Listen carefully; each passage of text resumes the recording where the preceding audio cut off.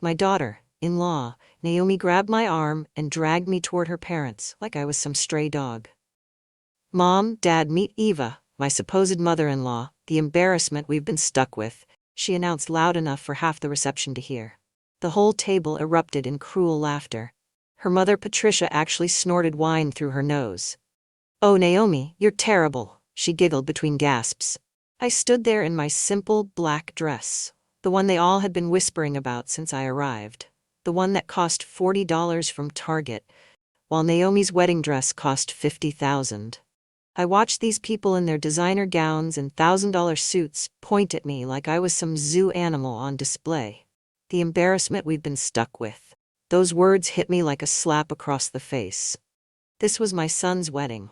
My son Joshua, who I raised alone, who I sacrificed everything for. And his new wife was introducing me to her wealthy parents as their family embarrassment. The Ashfords raised their champagne glasses in mock toast. The Whitneys whispered behind their hands. The Prescotts actually applauded the insult. And my son, my own son, he laughed along with them. He stood there in his $1,000 tuxedo and laughed while his wife humiliated the woman who gave birth to him. "Dad, meet the woman who works retail for a living," Naomi continued, her voice dripping with fake sweetness and real venom. That's when Richard Montgomery stepped forward. That's when everything changed. The champagne glass slipped from his hand as he stared at me across that wedding reception. You're Eva Jason," he whispered. His daughter Naomi's face went white. My son Joshua looked confused. But I just smiled, that same quiet smile I perfected over 30 years of being underestimated. The same man who'd been laughing at his daughter's cruel joke 30 seconds earlier now looked like he'd seen a ghost.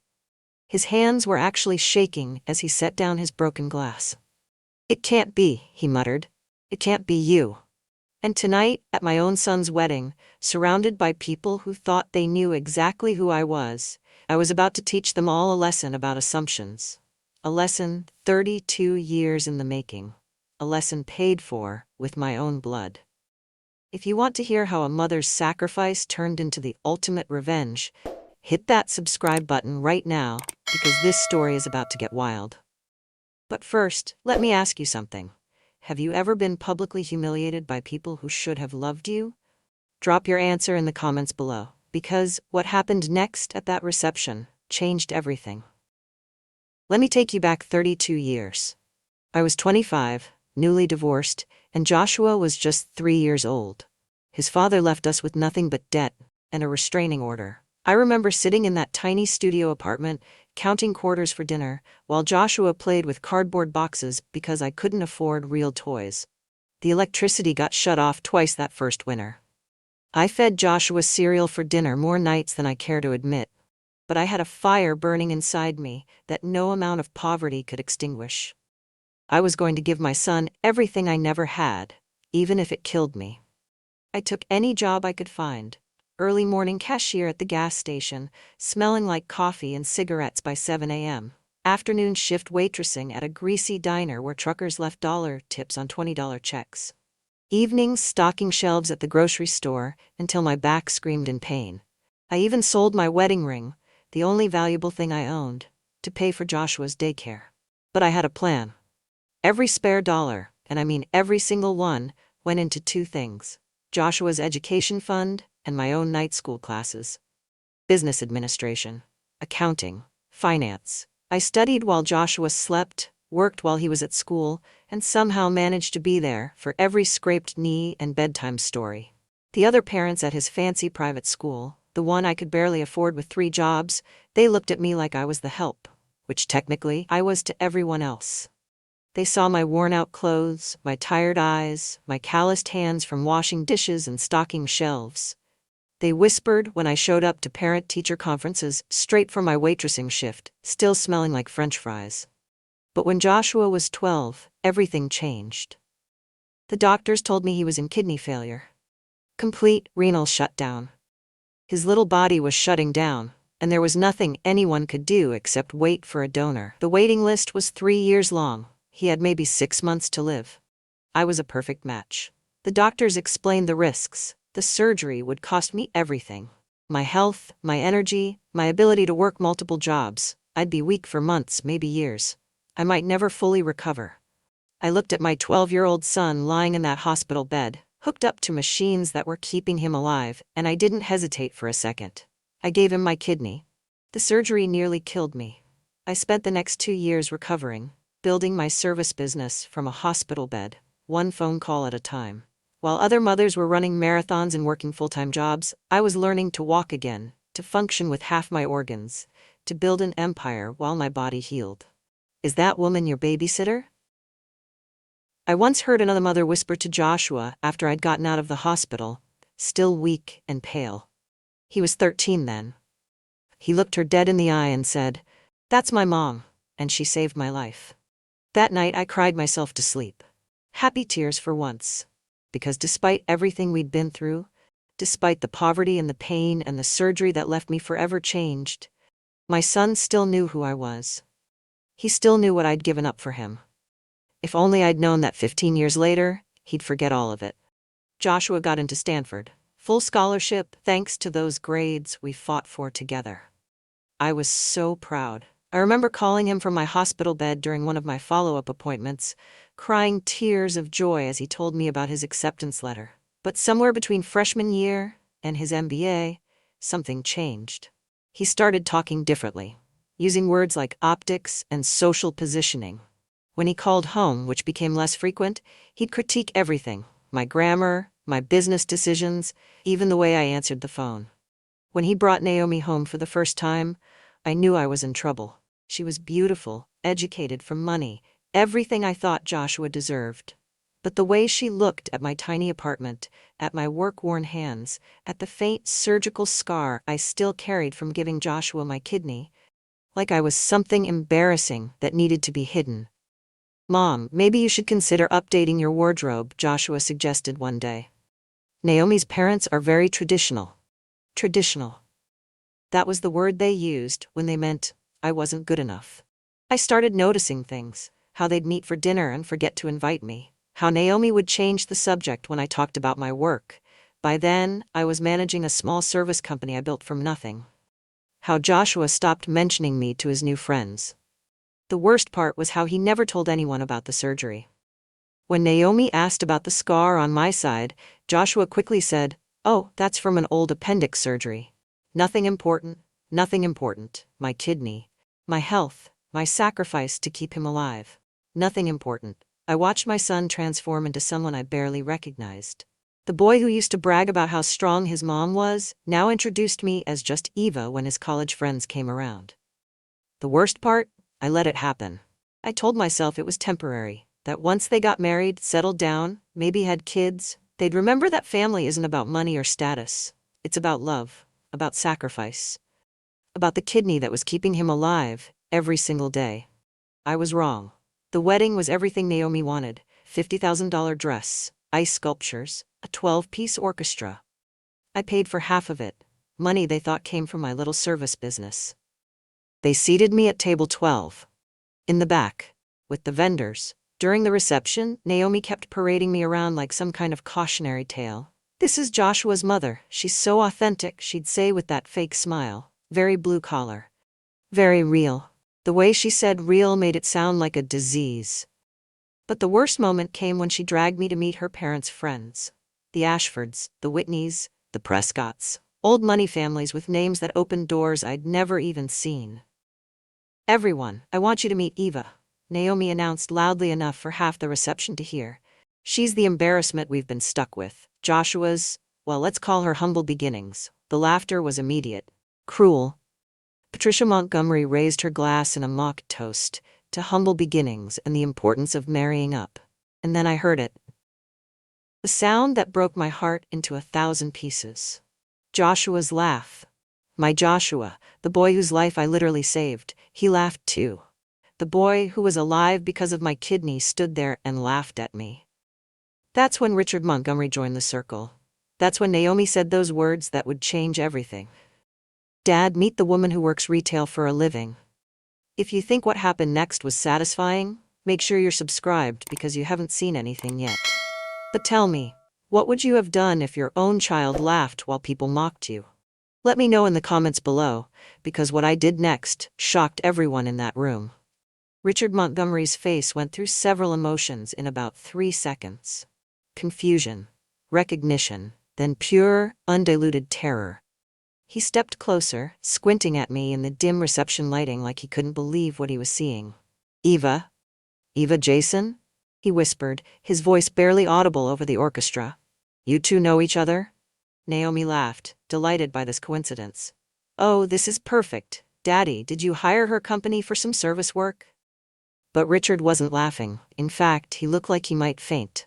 The color drained from his face completely. Naomi, he said slowly, never taking his eyes off me, do you know who this woman is? Of course I do, Naomi rolled her eyes. She's Joshua's mother. She runs some little service business. Why are you acting so weird? Richard's hands were shaking now, actually shaking. The champagne glass trembled in his grip as he stared at me like I was a ghost from his worst nightmare. This is Eva Jason, he said, his voice getting louder with each word. This is the woman who...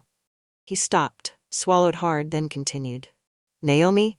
She's the billionaire who bought my company last month. The silence that followed was deafening. You could hear the orchestra playing some generic wedding song in the background, but our little circle had gone dead quiet. Patricia Montgomery's mouth fell open. The Ashfords stopped mid-conversation. The Whitneys and Prescotts just stared. For 30 seconds, nobody moved. Nobody breathed. They all just looked at me, this woman in her $40 dress who they'd been laughing at moments before, trying to process what Richard had just said. The same woman they called an embarrassment. The same woman they mocked for working retail. The same woman, seated with the vendors. I was the billionaire who just bought Montgomery Industries for $800 million cash. Patricia Montgomery's champagne glass actually fell this time. It shattered on the marble floor with a sound like gunshot. What did you just say? Montgomery Industries, I said calmly, finally speaking up. Lovely company. Great employees. Terrible management. That's why the board voted unanimously to accept my buyout offer. I smiled at Naomi. I believe your trust fund was tied to company stock, wasn't it, dear?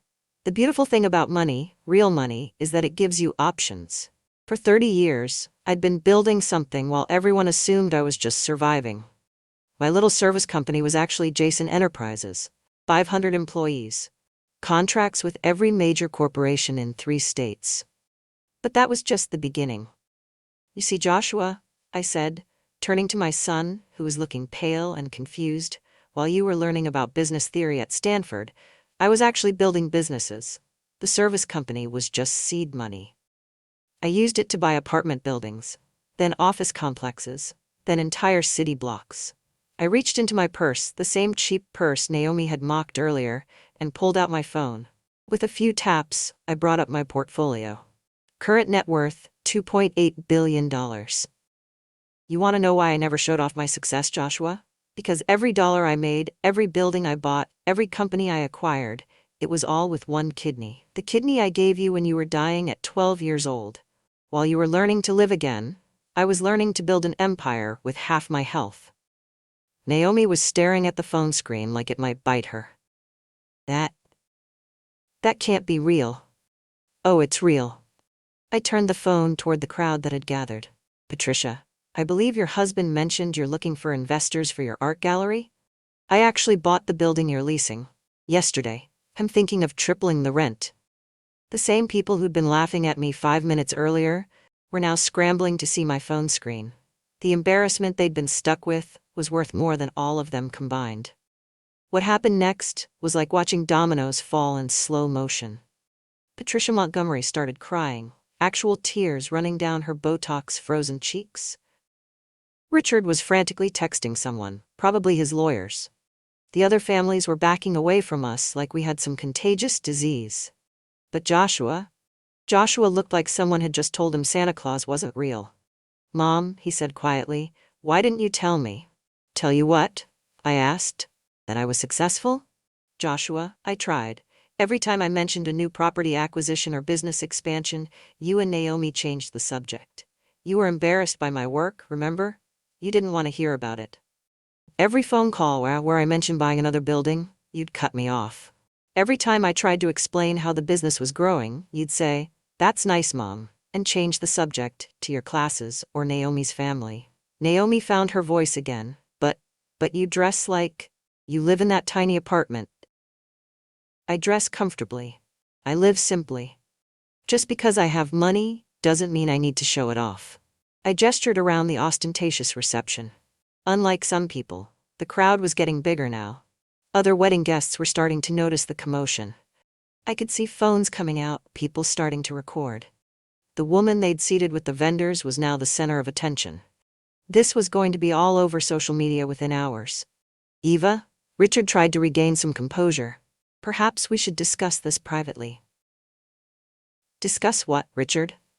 How are you going to explain to your shareholders that the company they trusted you to run was so poorly managed that a woman who works retail for a living could buy it out from under you? The same families who'd been toasting to humble beginnings were now desperately trying to get my attention. The Ashfords were suddenly interested in my business ventures. The Whitneys were asking about investment opportunities. But it was too late. 32 years too late. That's when Joshua stepped forward. My son. The boy I raised alone, sacrificed everything for, literally given my body to save, loved unconditionally for 32 years. Mom, I'm sorry, he said, and for a moment I thought maybe we could fix this, maybe we could go back to being a family. Maybe he finally understood what I'd given up for him. But then he said, I'm sorry you felt you had to hide this from us. Hide. That word cut deeper than the surgeon's scalpel ever had. Hide this? Joshua, I gave you my kidney. I gave you my health. I gave you 30 years of my life. I built an empire while recovering from surgery so you could have everything you wanted. And tonight, you stood there and laughed while your wife called me an embarrassment. The woman who literally gave you life. Every sleepless night when you were sick. Every dollar I saved instead of spending on myself. Every time I pushed through the pain and exhaustion just to make sure you had what you needed. And this is how you repay me? I looked around the circle of shocked faces. The same people who'd been mocking me were now hanging on every word. I saved your life once, Joshua. I won't make that mistake again. I turned to leave, but Naomi grabbed my arm. Wait, she said desperately. We can work this out. We're family now. We didn't know. We can start over. Too little, too late. The damage was done. I looked down at her perfectly manicured hand on my sleeve, the same arm that still bore the faint surgical scar from giving Joshua my kidney. Then back at her face. No, Naomi. Family doesn't treat each other like embarrassments. Family doesn't laugh when someone they claim to love gets humiliated. Family doesn't forget that one person gave up their health so another could live. As I walked away from that reception, from my son's wedding, from 32 years of sacrifice and love, I felt something I hadn't felt since before the surgery. Freedom. The guests parted like the Red Sea as I made my way to the exit. Some tried to stop me, suddenly wanting to introduce themselves, to apologize, to get my business card. But I was done. Done with people who only valued me once they knew my net worth.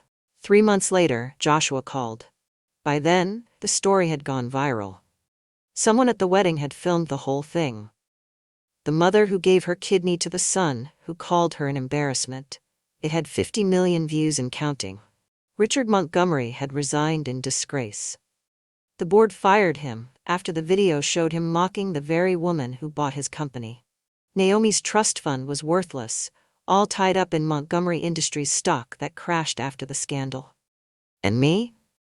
I was exactly where I'd always been, building something beautiful from nothing, one day at a time. But this time, I was building it just for me, with my remaining kidney and my full heart. If this story touched your heart, hit that subscribe button and share it with someone who needs to hear it. Because sometimes the people who sacrifice the most get appreciated the least. What would you have done in my situation? Would you have forgiven Joshua, or was walking away the right choice? Let me know in the comments below. If you enjoyed this story, like, subscribe, and share with others so they can learn too. See you in our next video.